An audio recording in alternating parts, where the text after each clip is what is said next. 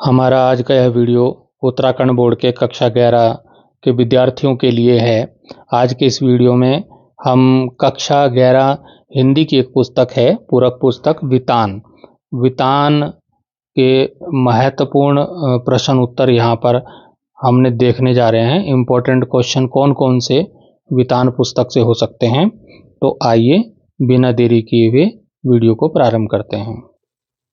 मित्रों, हमने कक्षा 11 हिंदी के लिए संस्कृत प्रबोधिनी के सभी पाठों के वीडियो अपने चैनल पर अपलोड किए हैं, उनको आप पढ़ सकते हैं। और महत्वपूर्ण प्रश्न उत्तर के लिए भी हमने अलग से वीडियो बनाया है, उसको आप देख सकते हैं। और आरओ पुस्तक के काव्य खंड और गद्य खंड के महत्वपूर्ण प्रश्नों के लिए अलग से वीडियो बनाए हैं, उनको भी आप चेक कर सकते हैं, उनको भी आप देख सकते हैं। और जो भी वीडियो आपको पसंद आए तो आप अपने दोस्तों में भी उसको शेयर करें, वो ताकि उनको भी परीक्षा में कुछ हेल्प मिल सके। और आप अच्छे से वीडियो देखें। मैंने इम्पोर्टेंट प्रश्न बताए हैं, आप उनको देख सकते हैं। आपको मैंने उत्तर भी इनके बताए हैं, अगर आपको उत्तर अच्छे लगें तो आप उत्तर यहाँ से देख सकते हैं। और नहीं तो अगर आपने इससे आसान भाषा में अपनी कॉपी में प्रश्नों के उत्तर लिखें तो इन प्रश्नों को यहाँ से देख करके आप उत्तर अपनी कॉपी से भी पढ़ सकते हैं। तो वीडियो प्रारंभ करते हैं। हमारा जो वितान पुस्तक का जो पहला पाठ है वो है राजस्थान की रजत बूंदें। अब इसमें जो पहला प्रश्न आता है वो है, राजस्थान में कुएं किसे कहते हैं, इसकी गहराई और व्यास तथा सामान्य कुओं की गहराई और व्यास में क्या अंतर है। इसी तरह से दूसरा प्रश्न है कि दिनों दिन बढ़ती पानी की समस्या से निपटने में यह पाठ आपकी कैसे मदद कर सकता है तथा देश के अन्य राज्यों में इसके लिए क्या उपाय हो रहे हैं। फिर तीसरा प्रश्न है कि मरुभूमि में वर्षा जल को कैसे मापते हैं। और चौथा प्रश्न है, वर्षा न होने पर भी कुएं में पानी कहाँ से आ जाता है। तो इसमें हम पहला प्रश्न देखते हैं कि राजस्थान में कुएं किसे कहते हैं और इसकी गहराई तथा व्यास तथा सामान्य कुओं की गहराई और व्यास में क्या अंतर होता है। तो इसका उत्तर आप इस प्रकार से देख सकते हैं कि राजस्थान में कुएं एक विशेष प्रकार का जल स्रोत है जो मरुभूमि में पेयजल का प्रमुख साधन है। कुएं का व्यास सामान्य कुओं की तुलना में बहुत कम होता है, या 4-5 हाथ के व्यास का होता है। वो राजस्थान में हाथ से दूरी उसको माप करते हैं, तो 4-5 हाथ के व्यास की होती है। जबकि सामान्य कुओं का जो व्यास है वो 15 से 20 हाथ तक का हो सकता है। कुएं की गहराई सामान्य कुओं के लगभग समान होती है, जो 30 से 60-65 हाथ तक हो सकती है। कुएं का निर्माण विशेष प्रकार से किया जाता है। इसमें खड़िया की परत तक खुदाई की जाती है और फिर विशेष चिनाई की जाती है, जिससे रेत के कणों में रिस रिस कर जल एकत्र होता है। कुएं में एकत्र होने वाला जल रेजानी जल कहलाता है, जो वर्षा जल का एक रूप है और रेत में समाकर धीरे धीरे कुएं में जमा होता है। कुएं का जल मुख्य रूप से पेयजल के लिए उपयोग किया जाता है। इसमें दूसरा प्रश्न आता है कि दिनों दिन बढ़ती पानी की समस्या से निपटने में यह पाठ आपकी कैसे मदद कर सकता है तथा देश के अन्य राज्यों में इसके लिए क्या उपाय हो रहे हैं। राजस्थान की रजत बूंदें पाठ हमें जल संरक्षण के महत्व को समझाने के साथ साथ पारंपरिक जल संचयन प्रणालियों की जानकारी देता है। यह पाठ बताता है कि राजस्थान जैसे सूखा प्रभावित क्षेत्रों में कुएं, बावड़ी, टांका, जोहड़ और तालाब जैसे जल स्रोतों का निर्माण किया जाता था, जिससे वर्षा जल को संचित कर भविष्य में उपयोग किया जाता था। यह हमें प्रेरित करता है कि हम भी जल संरक्षण की दिशा में कार्य करें और पारंपरिक तरीकों को अपनाकर पानी की समस्या का समाधान करें। देश के अन्य राज्यों में भी जल संकट से निपटने के लिए कई प्रयास किए जा रहे हैं। जैसे महाराष्ट्र में जल युक्त शिवार योजना के तहत जल पुनर्भरण को बढ़ावा दिया जा रहा है। गुजरात में चेक डैम बनाए जा रहे हैं, जबकि तमिलनाडु में वर्षा जल संचयन को अनिवार्य किया गया है। उत्तराखंड और हिमाचल प्रदेश में पारंपरिक नौले धारे पुनर्जीवित किए जा रहे हैं। इन उपायों से जल संकट को कम करने में मदद मिल रही है। फिर अगला प्रश्न आता है कि मरुभूमि में वर्षा जल को कैसे मापते हैं। तो इसका उत्तर हो जाएगा कि मरुभूमि में वर्षा जल को मापने का तरीका थोड़ा अलग होता है। यहाँ वर्षा जल को सेंटीमीटर या मिलीमीटर में नहीं मापा जाता, बल्कि रेजा शब्द का उपयोग किया जाता है। रेजा का माप धरातल पर हुई वर्षा को नहीं, बल्कि धरातल में समाई वर्षा को मापता है। उदाहरण के लिए, यदि मरुभूमि में इतना पानी गिरता है कि वह 5 अंगुल भीतर समा जाए, तो उस दिन की वर्षा को 5 अंगुल रेजो कहा जाएगा। इस प्रकार रेजा मरुभूमि में वर्षा जल को मापने की एक पारंपरिक इकाई है। अब प्रश्न आता है कि वर्षा ना होने पर भी कुएं में पानी कहाँ से आ जाता है। तो इसका उत्तर हो जाएगा कि रेगिस्तानी क्षेत्र में जब कभी वर्षा होती है, तब वर्षा जल की बूंदें रेत के भीतर नमी के रूप में एकत्र हो जाती हैं, नीचे खड़िया पट्टी के स्तर पर पहुंचकर अटक जाते हैं। पत्थर की सतह इस नमी को नीचे नहीं जाने देती। इसी स्थान पर कुएं की धार लगाई जाती है और पानी रिस रिस कर भीतर एकत्र होता रहता है। वर्षा हो या ना हो, नमी के द्वारा बूंद बूंद करके रिसता हुआ जल लगातार मिलता रहता है और यह प्रक्रिया सदा चलती रहती है। अब हमारी वितान पुस्तक से जो अगला पाठ आता है वो है आलो आंधारी। इसमें प्रश्न है, अपने परिवार से तातूस के घर तक के सफर में बेबी के सामने रिश्तों की कौन सी सच्चाई उजागर होती है। दूसरा प्रश्न है कि इस पाठ में घरों में काम करने वालों के जीवन की जटिलताओं का पता चलता है। घरेलू नौकरों को किन समस्याओं का सामना करना पड़ता है, इस पर विचार कीजिए। फिर प्रश्न आता है कि बेबी की जिंदगी में तातूस का परिवार ना आया होता तो उसका जीवन कैसा होता, कल्पना करें, लिखें। फिर आता है आलो आंधारी में लेखिका क्या संदेश देती है। फिर प्रश्न आता है कि तातूस लेखिका के आने पर क्यों खुश हो जाते थे। तो पहले प्रश्न की ओर चलते हैं। प्रश्न है कि अपने परिवार से तातूस के घर तक के सफर में बेबी के सामने रिश्तों की कौन सी सच्चाई उजागर होती है। उत्तर हो जाएगा कि बेबी के सामने रिश्तों की यह सच्चाई उजागर होती है कि दुनिया में खून के रिश्तों से बढ़कर इंसानियत के रिश्ते होते हैं। उसके अपने परिवार ने, बेबी के अपने परिवार ने उसे बेसहारा छोड़ दिया था, लेकिन तातुस के परिवार ने उसे सहारा दिया, सम्मान दिया और उसके बच्चों को शिक्षा भी दिलाई। तातुस के परिवार ने साबित कर दिया कि सच्चे रिश्ते वही होते हैं जो मुश्किल में साथ देते हैं। अब इसमें दूसरा प्रश्न आता है, इस पाठ में घरों में काम करने वालों के जीवन की जटिलताओं का पता चलता है। घरेलू नौकरों को और किन समस्याओं का सामना करना पड़ता है, इस पर विचार करना है। तो इस पाठ में घरों में काम करने वालों के जीवन की अनेक जटिलताओं का पता चलता है। जो घरेलू नौकर हैं, घरेलू नौकरों को कई गंभीर समस्याओं का सामना करना पड़ता है। सबसे बड़ी समस्या है कम वेतन, जिससे उनका जीवन यापन मुश्किल हो जाता है। उन्हें लंबे समय तक काम करना पड़ता है, लेकिन इसके बदले में उचित मजदूरी नहीं मिलती। काम की अनिश्चितता एक बड़ी समस्या है। उन्हें कभी भी बिना किसी कारण के नौकरी से निकाला भी जा सकता है। कुछ घरों में उनके साथ दुर्व्यवहार भी होता है, बुरा व्यवहार करते हैं लोग, जहां उन्हें मानसिक और शारीरिक शोषण का सामना करना पड़ता है। सामाजिक भेदभाव भी एक बड़ी समस्या है। समाज उन्हें नीची नज़र से देखता है और उनके साथ असमान व्यवहार करता है। इसके अलावा उन्हें अपने बच्चों की देखभाल और शिक्षा के लिए पर्याप्त समय और संसाधन नहीं मिल पाते। इन सभी समस्याओं के कारण घरेलू नौकरों का जीवन बहुत कठिन हो जाता है। अब प्रश्न आता है कि बीबी की जिंदगी में तातुस का परिवार ना आया होता तो उसका जीवन कैसा होता। कल्पना करनी है और लिखना है। तो यदि बेबी की जिंदगी में तातुस का परिवार ना आया होता तो उसका जीवन बहुत मुश्किल होता।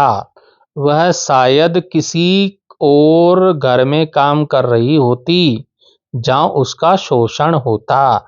उसके बच्चों को अच्छी शिक्षा नहीं मिल पाती और वे भी शायद गरीबी में जीवन बिता रहे होते। बेबी को समाज में सम्मान नहीं मिलता और वह हमेशा असुरक्षित महसूस करती। तातुस के परिवार ने उसे एक नया जीवन दिया जहां उसे सम्मान, सुरक्षा और प्यार मिला। अब हमारा प्रश्न है कि आलो अंधारी में लेखिका क्या संदेश देती है। तो उत्तर हो जाएगा, आलो अंधारी में लेखिका यह संदेश देती है कि हमें दूसरों के प्रति संवेदनशील होना चाहिए और उनकी मदद करनी चाहिए। हमें घरेलू नौकरों के साथ अच्छा व्यवहार करना चाहिए और उन्हें सम्मान देना चाहिए। हमें समाज में समानता और न्याय को बढ़ावा देना चाहिए और हमें यह भी समझना चाहिए कि इंसानियत ही सबसे बड़ा धर्म है। इसके साथ ही लेखिका यह भी संदेश देती है कि महिलाएं किसी भी क्षेत्र में कमजोर नहीं हैं। उन्हें कठिन चुनौतियों का सामना करके अपने लक्ष्य को प्राप्त करना चाहिए तथा समाज को भी महिलाओं को सम्मान की दृष्टि से देखना चाहिए। हमारे सामने एक और प्रश्न इस पाठ से आया है, तातुस लेखिका के आने पर क्यों खुश हो जाते थे। तो उत्तर हो जाएगा कि तातुस लेखिका के आने पर कई कारणों से खुश हो जाते थे।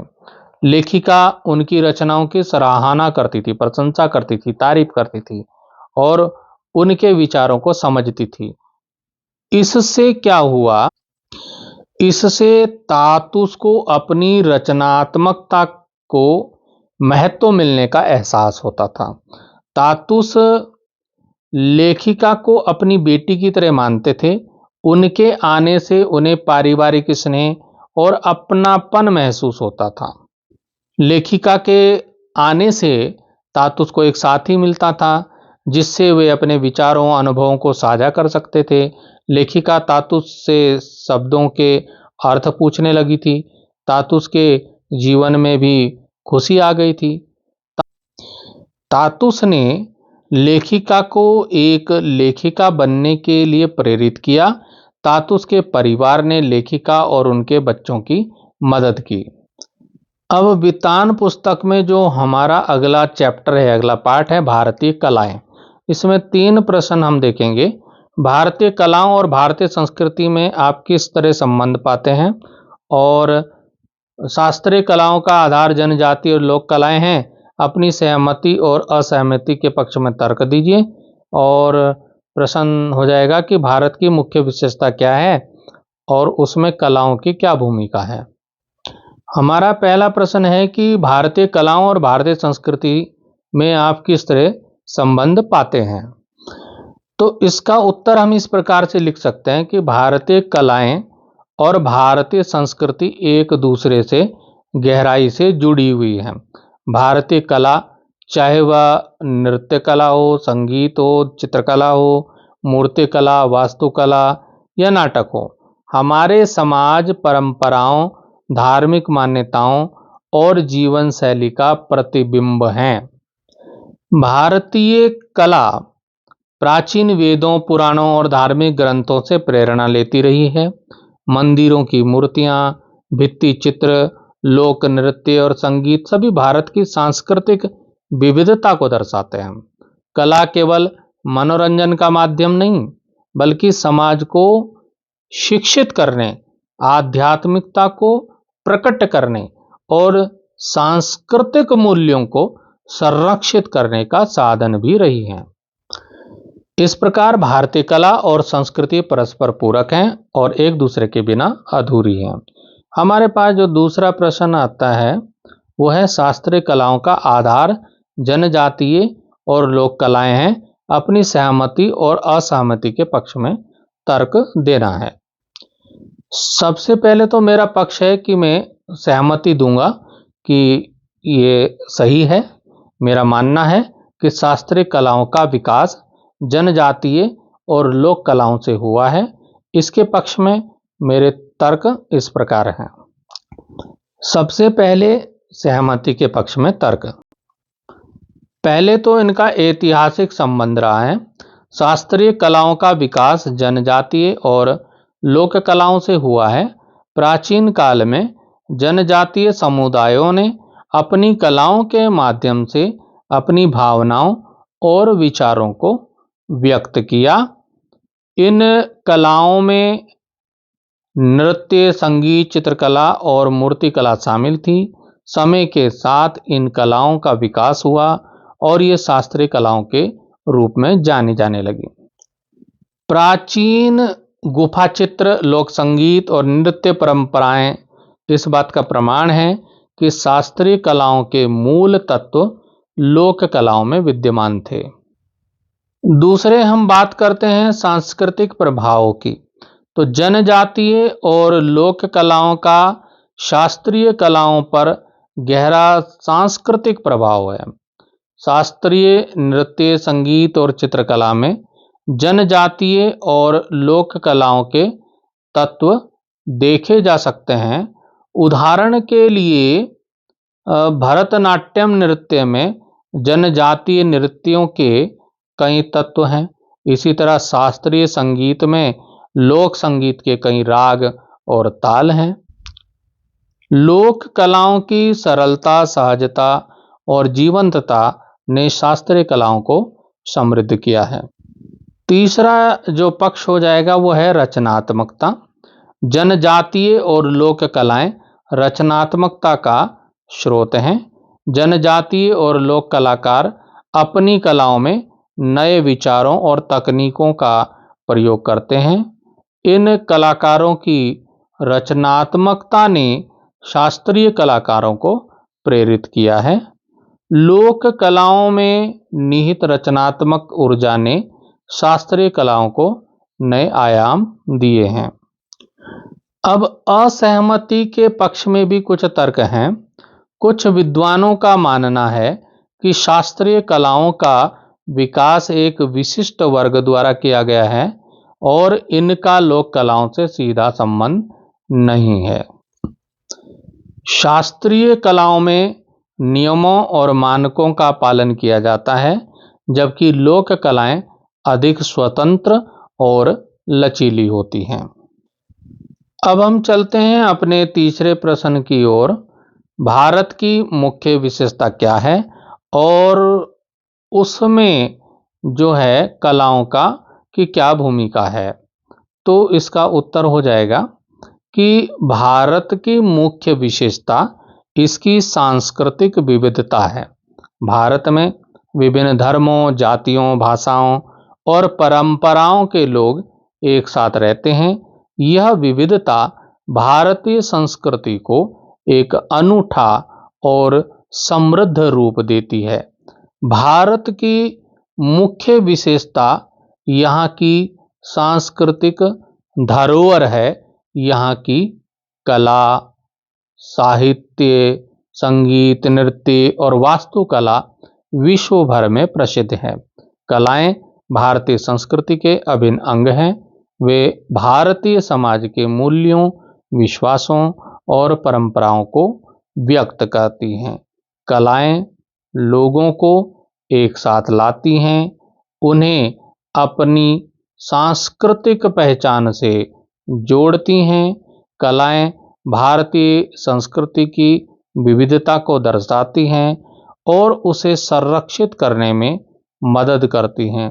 कलाएं मनोरंजन का साधन प्रदान करती हैं और लोगों के जीवन में सौंदर्य और आनंद लाती हैं। तो मित्रों, इस प्रकार हमने अपने इस वीडियो में उत्तराखंड बोर्ड की कक्षा 11 के लिए हिंदी वितान के महत्वपूर्ण प्रश्नों को यहाँ पर देखा और गद्य खंड, काव्य खंड और संस्कृत प्रबोधिनी के लिए अलग से मैंने वीडियो बनाया है। 4 वीडियो कक्षा 11 के महत्वपूर्ण प्रश्नोत्तर के लिए बनाए हैं। इनको आप देखिए, अपने दोस्तों में शेयर कीजिए, परीक्षा में अच्छे अंक लाइए। Thank you.